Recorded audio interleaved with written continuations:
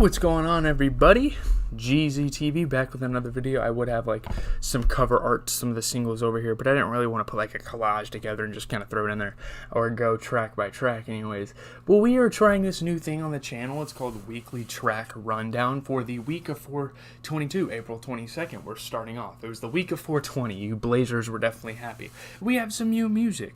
We have a decent amount of tracks that I listened to. There were some tracks I wanted to I just skipped on. I didn't really feel like listening to them, but I listened to a decent amount of tracks, and really the tracks that mattered. So let's just get down to it. We're going to start with the brand new Southside Travis Scott and Future track, Hold That Heat, out of the blue. Earlier this week, this track was announced. Southside, he's a pretty good producer, especially in the ATL hip-hop scene.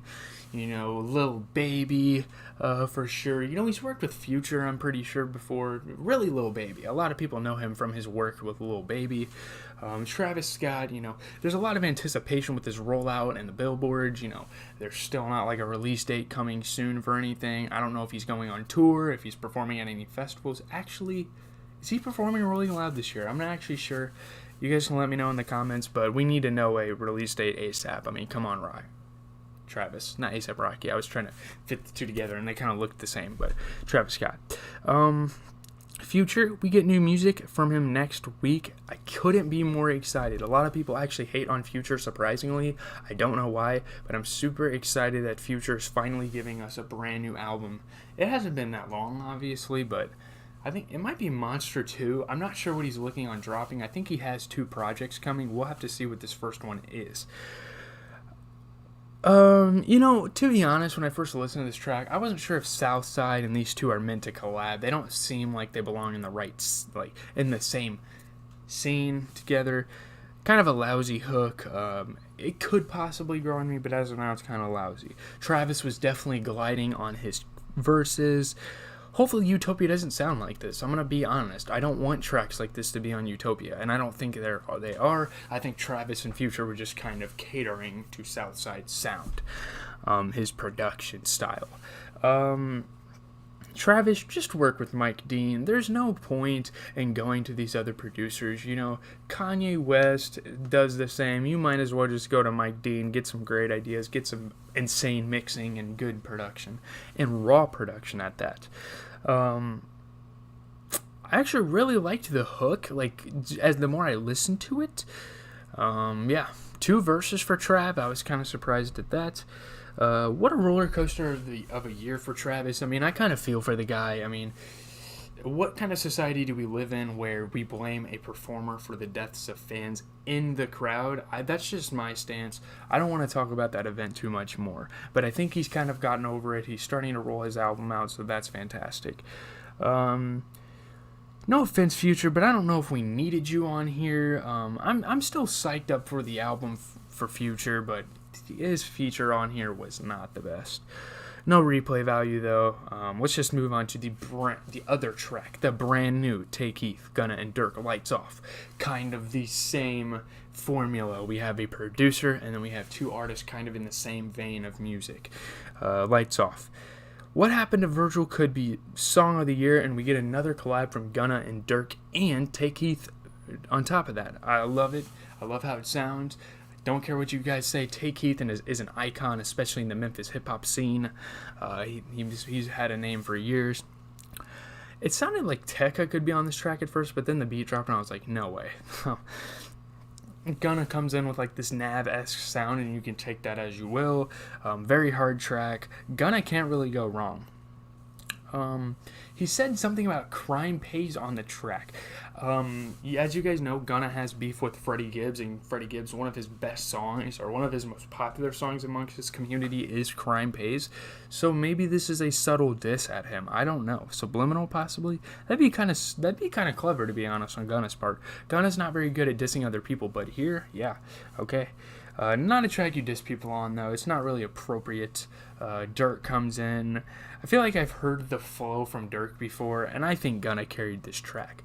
Let's move on, because Logic. I was really excited for this. I don't know how I feel coming out of it. Logic starting to roll out his brand new Vinyl Days album, I think it's called. He released 2 new singles, kind of like a mini EP, Tetris and Decades. Apparently we got a new album from him soon. I don't I don't know if I want to listen to it, to be honest. He's kind of boring. I find Logic boring. I'll probably give you guys like a 10-minute review video like I just got done with Pusha T. I'm so mad at myself for not doing a live reaction because I love that album. But he bores me. He's been advertising his record on TikTok. Logic dropped. It's pretty cool. Decades. I love the cover of these two tracks with his son. Maybe that's the album cover.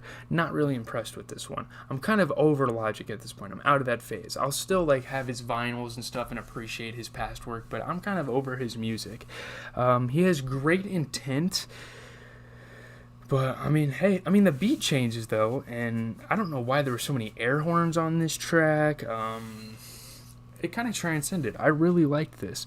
The second beat needs to stay in there because the first beat was lousy, and I really liked the beat saying change, and he kept going back and forth. It kind of ruined a good moment on there. I feel like we've heard these sentiments from Logic before, kind of like the sayings he says on here.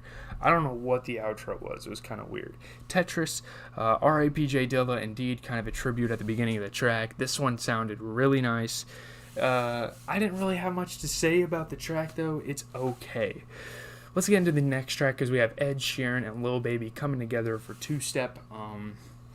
Ed Sheeran, a pop icon.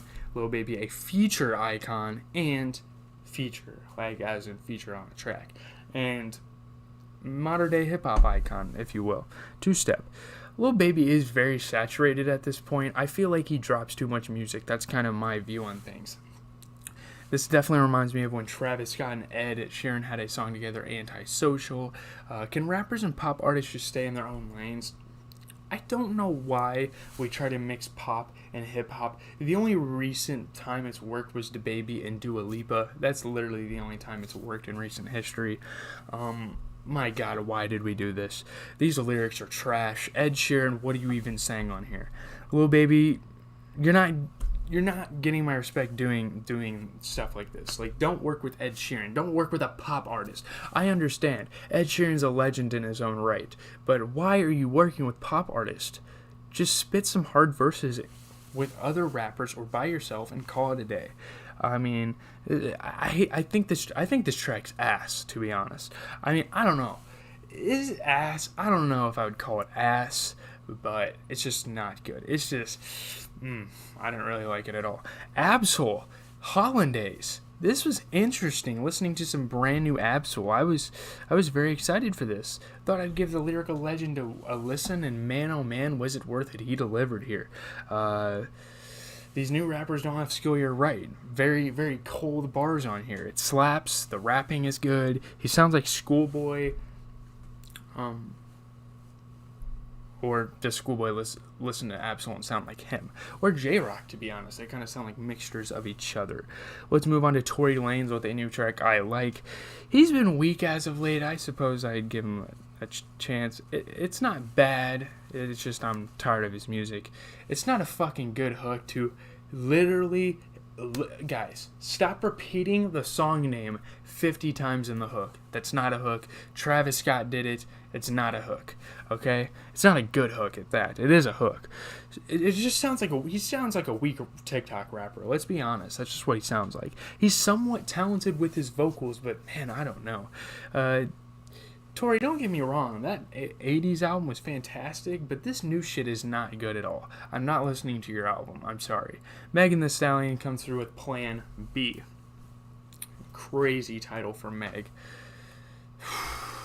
The oohs and ahs came with this one. Wow. This is a great beat.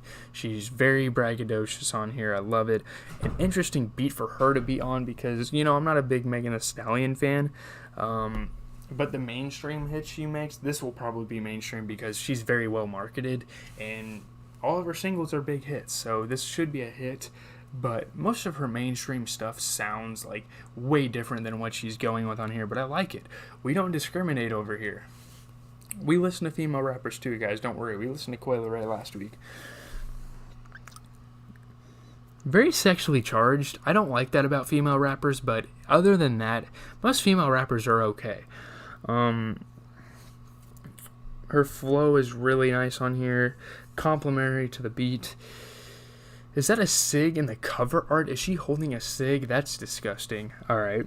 Sounds kind of like Tupac Hit 'Em Up flow. Maybe that's what she's going for, because a lot of female artists nowadays are going for that old hip-hop style, and I love it. Nicki Minaj, like the beat kind of sounds like something off of Nicki Minaj's Chun-Li. Let's just get into the last track. We have the Kid Laroi, 1,000 Miles. I've heard the backstory of this. He wrote it when he first met his girlfriend. I thought that was kind of cool, I guess. I don't know. Rollout is crazy. He really is an industry plant. I'm going to be honest, he's an industry plant. Melody's pretty solid. It sounded pretty good. There's other songs I could have listened to besides this song, but I'm bored. I don't think the Kid Laroi song was that bad, actually. I actually kind of enjoyed it, so we'll have to listen to it a couple of times. We'll have to see it. It'll be a vibe with the boys. Leave a like, comment, subscribe. That was this week's track rundown. Yes, sir, the weekly track rundown. Hopefully this is going to become a tradition so I can listen to more music.